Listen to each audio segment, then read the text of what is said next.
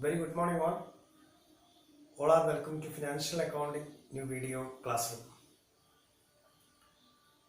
Today we are going to discuss treatment of some special item for the preparation of final account in the new format. That is a preparation of profit and loss account, statement of profit and loss account, then statement of financial position and statement of changes in equity. അപ്പോൾ നമുക്കറിയാം ഒരു final account prepare ചെയ്യുമ്പോൾ ഒരുപാട് അഡ്ജസ്റ്റ്മെന്റുകൾ വരാറുണ്ട്. അപ്പോൾ ഈ adjustment ഈ ഒരു സ്പെഷ്യൽ ഫോർമാറ്റ് ഉപയോഗിച്ചുകൊണ്ട് ഫൈനൽ അക്കൗണ്ട് പ്രിപ്പയർ ചെയ്യുമ്പോൾ that is profit and loss അക്കൗണ്ടും ബാലൻസ് ഷീറ്റും പ്രിപ്പയർ ചെയ്യുന്ന സമയം എങ്ങനെയാണ് ഇത്തരം ഐറ്റംസ് ട്രീറ്റ് ചെയ്യുക എന്നുള്ളത്, എന്തുകൊണ്ട് ഈ ഒരു ഐറ്റം ഈ രീതിയിൽ ട്രീറ്റ് ചെയ്ത് പോകുന്നു എന്നുള്ളതാണ് ഈ ഒരു വീഡിയോയിലൂടെ നമ്മൾ ഡിസ്കസ് ചെയ്യുന്നത്. ഓക്കെ, അപ്പോൾ ഹെഡിങ് എല്ലാവരും നോട്ട്സിൽ പ്രൊവൈഡ് ചെയ്ത് കൊടുക്കുക. Treatment of some special items. Treatment of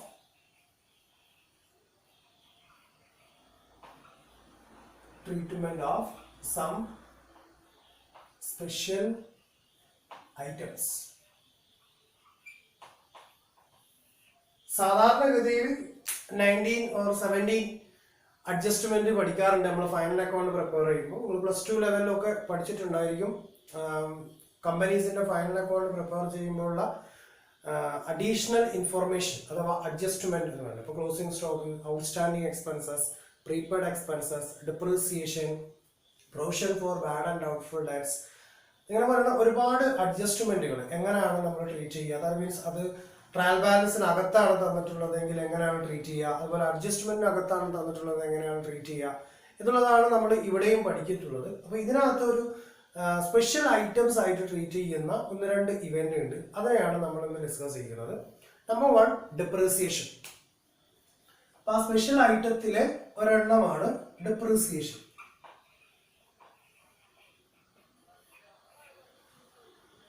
എന്താണ് ഡിപ്രീസിയേഷൻ എന്ന് പറഞ്ഞാൽ, ഒരു അസറ്റ് നമ്മൾ ഒരു കമ്പനിയെ സംബന്ധിച്ചിടത്തോളം ആ ഒരു ഫിക്സഡ് അസറ്റ് ഒരുപാട് കാലത്തേക്ക് നമ്മൾ യൂസ് ചെയ്യുമ്പോൾ അതിന്റെ ക്വാളിറ്റി അല്ലെങ്കിൽ അതിന്റെ ക്വാണ്ടിറ്റീന്റെ വോളിയം എന്താവും, റെഡ്യൂസ് ചെയ്തുകൊണ്ടിരിക്കും. അപ്പൊ ആ റെഡ്യൂസ് ചെയ്യുന്നതിന്റെ റീസണെയാണ് നമ്മൾ എന്ത് ചെയ്യുന്നത്, ഡിപ്രീസിയേഷൻ എന്ന് ട്രീറ്റ് ചെയ്യുന്നത്. അപ്പോൾ ഡിപ്രീസിയേഷൻ എങ്ങനെയാണ് ചാർജ് ചെയ്യുന്നത്? അപ്പോൾ ഒരു ഫിക്സഡ് അസറ്റിന്റെ ഒറിജിനൽ കോസ്റ്റ് ആയിരിക്കണം നമ്മൾ എന്ത് ചെയ്യുന്നത്, ബുക്ക് വാല്യൂ ആയിട്ട് ട്രീറ്റ് ചെയ്യുന്നുണ്ട്, അതിന്റെ original cost. Then the accumulated depreciation return down value. അപ്പൊ ആ ഒറിജിനൽ കോസ്റ്റിൽ നിന്ന് നമ്മൾ എന്ത് ചെയ്യണം, റിട്ടേൺ ഡൗൺ വാല്യൂ കാൽക്കുലേറ്റ് ചെയ്യുന്നു എന്ന് പറഞ്ഞാൽ ഡിപ്രീസിയേഷന്റെ വാല്യൂ കാൽക്കുലേറ്റ് ചെയ്യുന്നു. അത് ഡിഡക്ട് ചെയ്ത് കഴിഞ്ഞിട്ടാണ് നമ്മൾ എന്ത് ചെയ്യുക, പുതിയ ബാലൻസ് ഷീറ്റ് പ്രിപ്പയർ ചെയ്യുന്ന സമയം അതിനകത്ത് ട്രീറ്റ് ചെയ്ത് പോവാം. Return down value of each asset should be shown in the balance sheet. അപ്പോൾ നമുക്കറിയാം, ഒരു എക്സാമ്പിൾ ഫർണിച്ചർ ആൻഡ് ഫിറ്റിംഗ്സ്. നമുക്ക് കോസ്റ്റിൽ ഒരു 1 lakh rupees തന്നിട്ടുണ്ട്. എന്നിട്ട് നമ്മൾ അഡ്ജസ്റ്റ്മെന്റ് പറയാണ് 10% ഡിപ്രീസിയേഷൻ ചാർജ് ചെയ്യണമെന്നുള്ളത്. അപ്പോൾ 1 lakhന്റെ 10% എന്ന് പറഞ്ഞാൽ 10,000 rupees വരും. അപ്പോൾ റിമൈനിങ് ആയ 90,000 rupees, അതായത് 1 lakhൽ ആ ഒരു ഫിനാൻഷ്യൽ ഇയറിൽ ചാർജ് ചെയ്തിട്ടുള്ള 10% ഡിപ്രീസിയേഷൻ ആണ്. അപ്പോൾ 10,000 ഡിഡക്ട് ചെയ്തു, റിമൈനിങ് 90,000 rupees എന്ത് ചെയ്യുക, ബാലൻസ് ഷീറ്റിൽ നമ്മൾ കാണിക്കുന്നു. അതാണ് സാധാരണഗതിയിൽ നമ്മൾ ചെയ്യാറുള്ളത്. എന്താണ് ഡിപ്രീസിയേഷൻ ചാർജ് ചെയ്യുമ്പോൾ ഉണ്ടാകുന്ന ജേണൽ എൻട്രി? അപ്പോൾ ജേണൽ എൻട്രി ബൈഹാർട്ട് ചെയ്ത് വെച്ചാൽ അല്ലെങ്കിൽ അത് അണ്ടർസ്റ്റുഡ് ചെയ്ത് കഴിഞ്ഞാൽ നമുക്ക് ഏത് പ്രോബ്ലംസും വളരെ സിമ്പിൾ ആയിട്ട് വർക്ക്ഔട്ട് ചെയ്യാൻ വേണ്ടി പറ്റും. അപ്പോൾ ഡിപ്രീസിയേഷൻ ചാർജ് ചെയ്യുമ്പോൾ എന്താണ് ജേണൽ എൻട്രി ഉണ്ടാവുക? Depreciation account debtor to provision or accumulated depreciation account. എന്താ പറയുക? Depreciation account debtor, depreciation account debtor to provision for or accumulated depreciation account. Provision or accumulated depreciation account. This is a journal entry.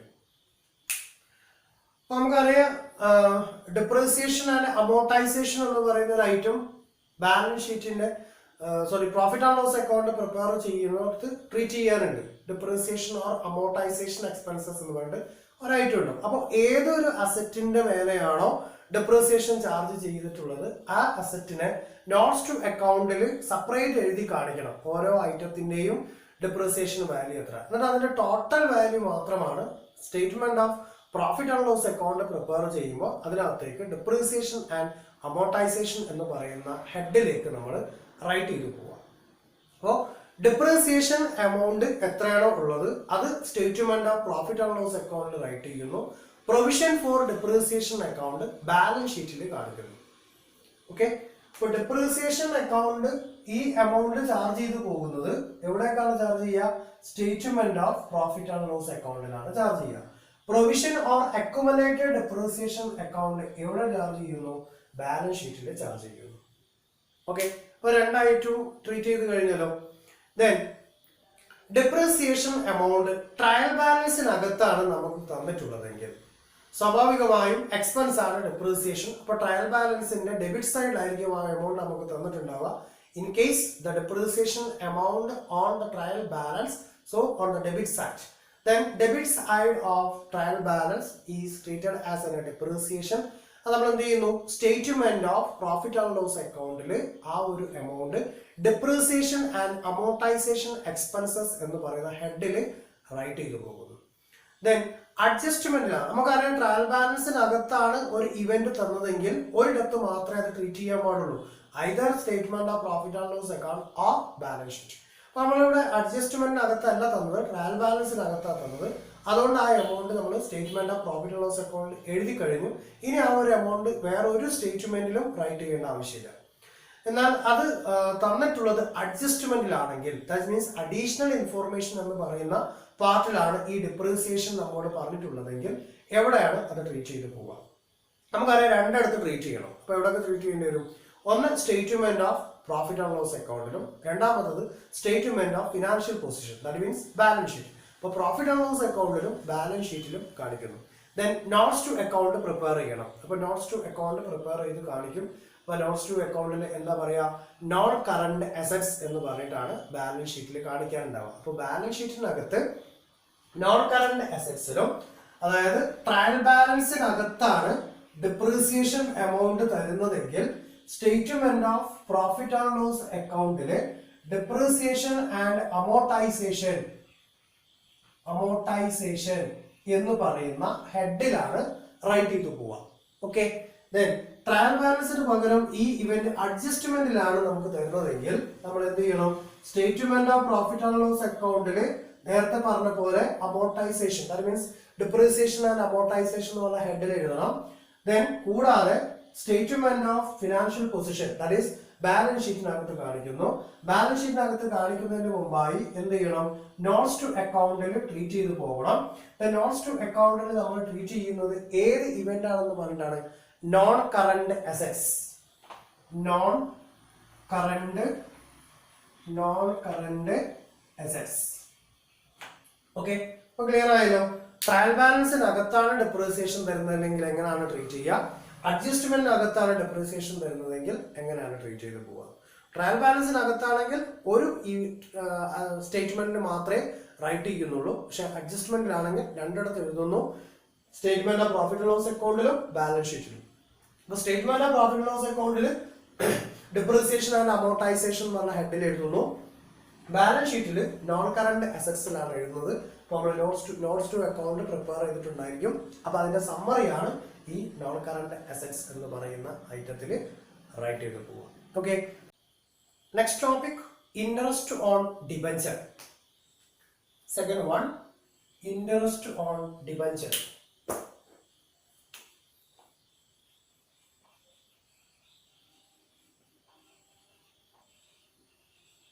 Interest on debenture നമുക്കറിയാം long term liability ആണ് debenture എന്ന് പറഞ്ഞത്. അപ്പോൾ ഈ ഒരു ഡിബഞ്ചറിന്റെ മേലെ ഇൻട്രസ്റ്റ് ചാർജ് ചെയ്യുന്ന സമയം എങ്ങനെയാണ് അത് ഫിനാൻഷ്യൽ സ്റ്റേറ്റ്മെന്റിൽ ട്രീറ്റ് ചെയ്ത് പോവുക? അപ്പോൾ ബാലൻസ് ഷീറ്റിനകത്ത് എങ്ങനെയാണ് റൈറ്റ് ചെയ്യുക, അതുപോലെ പ്രോഫിറ്റ് ആൻഡ് ലോസ് അക്കൗണ്ടിനകത്ത് എങ്ങനെയാണ് റൈറ്റ് ചെയ്യുക? അപ്പോൾ സാധാരണഗതിയിൽ അഡ്ജസ്റ്റ്മെന്റിനകത്താണ് ഇത് വന്നിട്ടുള്ളതെങ്കിൽ സ്വാഭാവികമായും പ്രോഫിറ്റ് ആൻഡ് ലോസ് അക്കൗണ്ടിലും അതുപോലെ ബാലൻസ് ഷീറ്റിനകത്തും ട്രീറ്റ് ചെയ്തു പോകണം. അതേസമയം ഇൻട്രസ്റ്റ് ഓൺ ഡിബഞ്ചർ നമ്മുടെ ട്രയൽ ബാലൻസിനകത്താണ് തന്നിട്ടുള്ളതെങ്കിൽ ഹാഫ് ഇയർലി ആയിരിക്കും ഇൻട്രസ്റ്റ് ചാർജ് ചെയ്തിട്ടുണ്ടാവുക. അപ്പൊ ആ ഡിബഞ്ചറിന്റെ വാല്യൂ എത്ര, അതായത് ബോറോ ചെയ്തിട്ടുള്ള ഡിബഞ്ചർ ഇഷ്യൂ ചെയ്തുകൊണ്ട് നമ്മൾ ബോറോ ചെയ്തിട്ടുള്ള എമൗണ്ട് എത്രയാണോ ആ എമൗണ്ടിന് എത്ര പെർസെൻറ്റേജിലാണോ അവിടെ ഇൻട്രസ്റ്റ് കാണുന്നത് ആ ഇൻട്രസ്റ്റ് എമൗണ്ട്, അപ്പൊ അതിന് ടാക്സ് കൊടുക്കേണ്ടി വരും. ഓക്കെ, അപ്പൊ ആ ടാക്സ് കൊടുക്കുന്ന എമൗണ്ടിന്റെ വോളിയം ഉപയോഗിച്ചുകൊണ്ട് അല്ലെങ്കിൽ ആ പെർസെൻറ്റേജ് ഉപയോഗിച്ചുകൊണ്ട് എന്ത് ചെയ്യണം, ഗ്രോസ്ഡ് അപ്പ് വാല്യൂ കാണണം. ഗ്രോസ്ഡ് അപ്പ് വാല്യൂവിന്റെ മേലെയാണ് എന്ത് ചെയ്യേണ്ടത്, ടാക്സ് കൊടുക്കേണ്ടി വരിക. ഓക്കെ, അപ്പൊ ആ ടാക്സ് എമൗണ്ട് ഫൈൻഡ് ചെയ്യാം. അപ്പോൾ ഇൻട്രസ്റ്റ് ഓൺ ഡിബഞ്ചർ എന്ന് പറഞ്ഞുകൊണ്ട് ട്രയൽ ബാലൻസിനകത്ത് ഒരു ഐറ്റം തന്നിട്ടുണ്ടെങ്കിൽ നമുക്കറിയാം ട്രയൽ ബാലൻസിനകത്ത് തരുന്നുണ്ടെങ്കിൽ സ്വാഭാവികമായും അതായത് ഡെബിറ്റ് സൈഡിലായിരിക്കും തന്നിട്ടുണ്ടാവുക. ദാറ്റ് മീൻസ് ഇൻട്രസ്റ്റ് പെയ്ഡ് എന്നാണ് അതിന്റെ മീനിങ്. അപ്പൊ ആ ഒരു ഇൻട്രസ്റ്റ് എമൗണ്ട് പേ ചെയ്ത് കഴിഞ്ഞു. അപ്പൊ ആ ഇൻട്രസ്റ്റ് എമൗണ്ട് പേ ചെയ്ത് കഴിഞ്ഞത് എങ്ങനെയായിരിക്കും, സാധാരണ ഇൻട്രസ്റ്റ് ഓൺ ഡിബഞ്ചർ കൊടുക്കുന്നത് ഹാഫ് ഇയർലി ആണ്. അപ്പൊ ആ ട്രയൽ ബാലൻസിനകത്ത് തന്നിട്ടുള്ള എമൗണ്ട് എത്രയാണോ അതിന്റെ ഇരട്ടി എമൗണ്ട് എന്ത് ചെയ്യേണ്ടി വരും, പ്രോഫിറ്റ് ആൻഡ് ലോസ് അക്കൗണ്ടിൽ ട്രീറ്റ് ചെയ്ത് പോവേണ്ടി വരും. ട്രയൽ ബാലൻസിനകത്താണ് ഇവന്റെങ്കിൽ. ക്ലിയർ അല്ലേ? ദെൻ അത് അഡ്ജസ്റ്റ്മെന്റിനകത്താണ് തന്നിട്ടുള്ളതെങ്കിൽ statement of profit and loss അക്കൗണ്ടിലും റൈറ്റ് ചെയ്യുന്നു, അതുപോലെ ബാലൻസ് ഷീറ്റിലും റൈറ്റ് ചെയ്യുന്നു. നമുക്ക് നോക്കാം. അപ്പോൾ interest on debenture that means interest paid ഇത് എവിടെ തന്നാൽ ട്രയൽ ബാലൻസിനകത്ത് ഡെബിറ്റ് സൈഡിലാണ് ഈ ഇവന്റ് നമുക്ക് തന്നിട്ടുണ്ടാവുക. ഇതിന്റെ മീനിങ് എന്താണ്, ഇൻട്രസ്റ്റ് പെയ്ഡ്. ഇൻട്രസ്റ്റ് പെയ്ഡ് ആ ഇൻട്രസ്റ്റ് എമൗണ്ട് കൊടുത്തു. ഡിബഞ്ചറിന് ഇൻട്രസ്റ്റ് ചാർജ് ചെയ്യുന്നത് ഹാഫ് ഇയർലി ആണ്. Half yearly. ഓക്കെ, അപ്പൊ ഹാഫ് ഇയർലി ആകുമ്പോൾ സപ്പോസ് ഒരു 30,000 റുപ്പീസ് ആണ് ഇൻട്രസ്റ്റ് കൊടുത്തിട്ടുള്ളതെന്ന് കരുതുക. അപ്പൊ പ്രോഫിറ്റ് ആൻഡ് ലോസ് അക്കൗണ്ടിൽ എഴുതാനുണ്ടാകുന്ന ഇൻട്രസ്റ്റ് എന്ന് പറഞ്ഞാൽ ഇത് ഹാഫ് ഇയർലി ഇൻട്രസ്റ്റ് ആണ്, അതുപോലെ ഒരു ഹാഫ് ഇയർലി ഇൻട്രസ്റ്റും കൂടി വരും. ടോട്ടൽ 60,000 റുപ്പീസ് ആണ് statement of profit and loss അക്കൗണ്ടിൽ റൈറ്റ് ചെയ്യുന്നത്. ഫിനാൻസ് കോസ്റ്റ് എന്ന് പറഞ്ഞ ഹെഡിന്റെ താഴെയാണ് ഇത് റൈറ്റ് ചെയ്ത് പോവുക. Interest on debenture statement of profit and loss അക്കൗണ്ടിൽ ഫിനാൻസ് കോസ്റ്റിലാണ് എന്ത് ചെയ്യുന്നത്, ഇത് റൈറ്റ് ചെയ്ത് പോകുന്നത്. ഓക്കെ, ഇപ്പൊ ട്രയൽ ബാലൻസിൽ തന്നാൽ അഡ്ജസ്റ്റ്മെന്റിനകത്താണ് ഈ ഒരു ഇവന്റ് തന്നതെങ്കിൽ interest on debenture.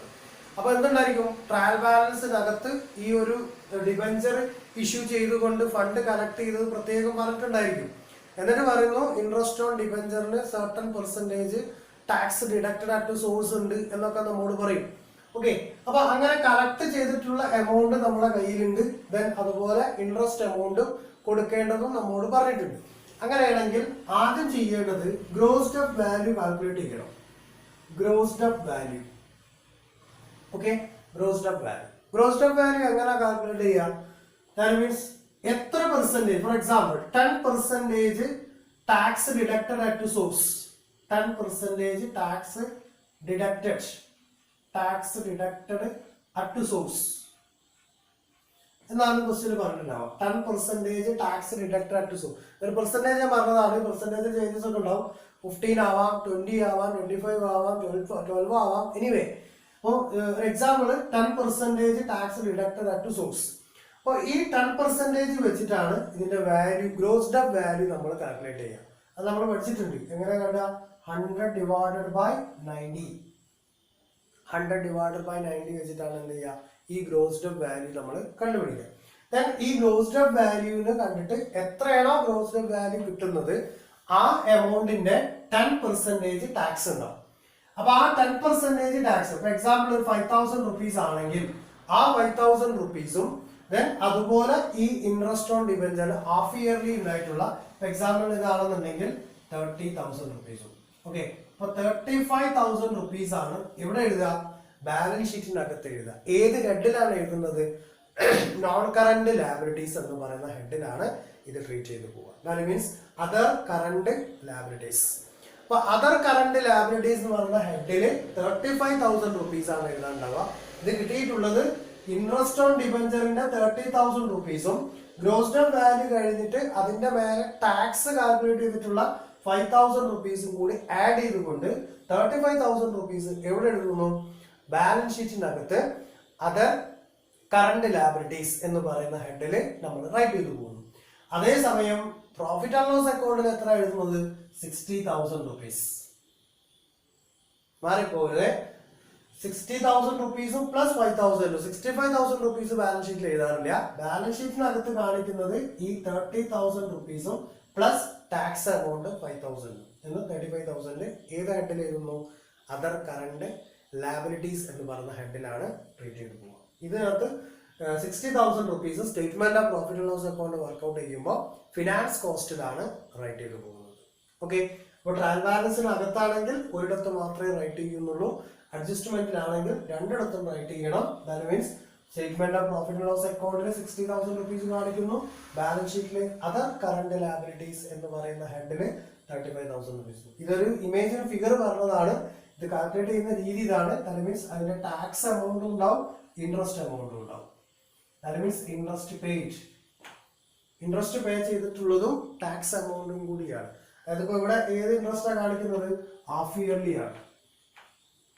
Okay, half yearly ഉള്ള ഇൻട്രസ്റ്റ് എമൗണ്ട് ആണ് ഇവിടെ കാണിക്കുന്നത്. അതേസമയത്ത് പ്രോഫിറ്റ് ആൻഡ് ലോസ് അക്കൗണ്ടിൽ ഒരു ഇയറിലുള്ള ഇൻട്രസ്റ്റ് എമൗണ്ട് ആണ് ട്രീറ്റ് ചെയ്ത് പോകും.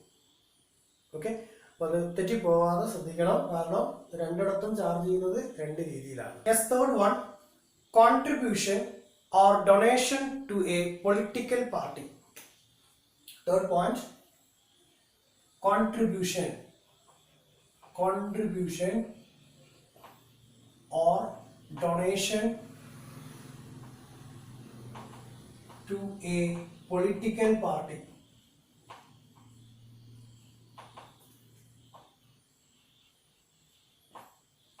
Contribution or donation to a political party.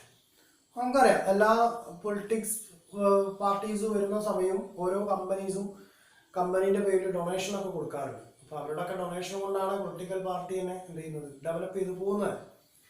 Okay, അപ്പോൾ ഏത് കമ്പനീസിനാണ് പൊളിറ്റിക്കൽ പാർട്ടീസിന് അല്ലെങ്കിൽ മറ്റേതെങ്കിലും തരത്തിലുള്ള ആളുകൾക്ക് അല്ലെങ്കിൽ ഗ്രൂപ്പുകൾക്ക് ഡൊണേഷൻ കൊടുക്കാൻ പറ്റുന്നത് അല്ലെങ്കിൽ ഒരു കോൺട്രിബ്യൂഷൻ കൊടുക്കാൻ പറ്റുന്നത് ഏത് കമ്പനീസിലാണ്? ഇനി ഇങ്ങനെ കൊടുക്കുകയാണെങ്കിൽ തന്നെ ആ ഒരു എമൗണ്ട് ഏത് സ്റ്റേറ്റ്മെന്റ് പ്രിപ്പയർ ചെയ്യുന്നിടത്താണ് റൈറ്റ് ചെയ്ത് പോകേണ്ടത്. അപ്പൊ നമുക്കറിയാം, ട്രയൽ ബാലൻസിനകത്തായിരിക്കും മിക്കവാറും ഈ ഒരു എമൗണ്ട് പറഞ്ഞിട്ടുണ്ടാവുക. ഒരു എക്സ്പെൻസ് ആണ്, അപ്പോൾ ഡെബിറ്റ് സൈഡ് കാണിച്ചിട്ടുണ്ടാവും. So statement of profit and loss account prepare ചെയ്യുന്നിടത്ത് അതർ എക്സ്പെൻസിൽ ഇത് ട്രീറ്റ് ചെയ്ത് പോകുന്നു. ഓക്കെ, അപ്പോൾ ട്രയൽ ബാലൻസിനകത്ത് donation or contribution to a political party എന്നുള്ളത് ട്രയൽ ബാലൻസിന്റെ ഡെബിറ്റ് സൈഡിൽ കാണിക്കുന്നു. അത് ഡെബിറ്റ് സൈഡ് കാണിച്ചതുകൊണ്ട് തന്നെ statement of profit and loss account prepare ചെയ്യുമ്പോൾ അതർ എക്സ്പെൻസസ് എന്ന് പറയുന്ന ഹെഡിൽ എന്ത് ചെയ്യുന്നു, ഈ ഒരു ഐറ്റം ട്രീറ്റ് ചെയ്തു പോകും. ഓക്കെ, അപ്പോൾ ഇങ്ങനെയാണ് സ്റ്റേറ്റ്മെന്റ് പ്രിപ്പയർ ചെയ്യുമ്പോൾ ഈ ഒരു ഐറ്റം ട്രീറ്റ് ചെയ്ത് പോകേണ്ടത്. അപ്പോൾ ബാലൻസ് ഷീറ്റിനകത്തേക്കൊന്നും നമ്മൾ പോകുന്നില്ല, statement of profit and loss account മാത്രം ട്രീറ്റ് ചെയ്ത് പോവുകയാണ് ചെയ്യുന്നത്. ഇനി ഏത് കമ്പനിക്കാണ് ഇത്തരത്തിലുള്ള ഡൊണേഷൻ അല്ലെങ്കിൽ കോൺട്രിബ്യൂഷൻ കൊടുക്കാൻ വേണ്ടി പറ്റുന്നത്? Then, according to section 182 of the Companies Act 2013, government companies and companies which have been in existence for less than 3 years are not allowed to make any political donation or contribution. ഒരു government കമ്പനിക്ക് അല്ലെങ്കിൽ മറ്റതുപോലെയുള്ള സ്ഥാപനങ്ങൾക്ക് അല്ലെങ്കിൽ മറ്റു കമ്പനികൾക്ക് അവരുടെ came in to existence അവർ വന്ന് up to 3 years വരെ യാതൊരു കാരണവശാലും ഡൊണേഷനോ കോൺട്രിബ്യൂഷനോ കൊടുക്കാൻ പാടുള്ളതല്ല. അപ്പോൾ മറ്റു കമ്പനീസിന് ഇപ്പോൾ മോർ ദാൻ 3 years ആയിട്ടുള്ള കമ്പനീസിന് എന്ത് ചെയ്യാൻ പറ്റും? ഇത്തരത്തിലുള്ള കോൺട്രിബ്യൂഷൻ അല്ലെങ്കിൽ ഡൊണേഷൻ കൊടുക്കാൻ വേണ്ടി പറ്റും. അവർ കൊടുക്കുന്ന സമയം അവരെന്ത് ചെയ്യുന്നു? Statement of profit and loss account work out ചെയ്തിട്ട് അതിനകത്ത് അതർ എക്സ്പെൻസസ് എന്ന് പറയുന്ന ഹെഡിനകത്ത് ഇത് ട്രീറ്റ് ചെയ്ത് പോവുകയാണ് ചെയ്യുക. Other companies are allowed to make political contribution in a financial year not exceeding 7.5%, not exceeding 7.5% of its average profit average profits. നമ്മൾ പറഞ്ഞു government companies or any other companies then came into existence up to 3 years do not pay any contribution or do not to make payment of any contribution or donation to political parties. Then other companies allowed to pay any contribution or donation not exceeding 7.5% of its average profit. അപ്പോൾ അവരുണ്ടാക്കിയിട്ടുള്ള പ്രോഫിറ്റിന്റെ average പ്രോഫിറ്റിന്റെ 7.5% വരെ എന്ത് ചെയ്യാൻ പറ്റും, donation അല്ലെങ്കിൽ contribution ആയിട്ട് കൊടുക്കാൻ വേണ്ടി പറ്റും. ഇത് നോട്ട്സ് ടു അക്കൗണ്ടിൽ ട്രീറ്റ് ചെയ്യണം. ആ നോട്ട്സ് ടു അക്കൗണ്ടിന്റെ സമ്മറി എടുത്തിട്ടാണ് statement of profit and loss അക്കൗണ്ടിൽ അതർ എക്സ്പെൻസസ് എന്ന് പറഞ്ഞ ഹെഡിൽ എന്ത് ചെയ്യുന്നത്, ട്രീറ്റ് ചെയ്ത് പോകുന്നത്. Okay, is clear? Thank U.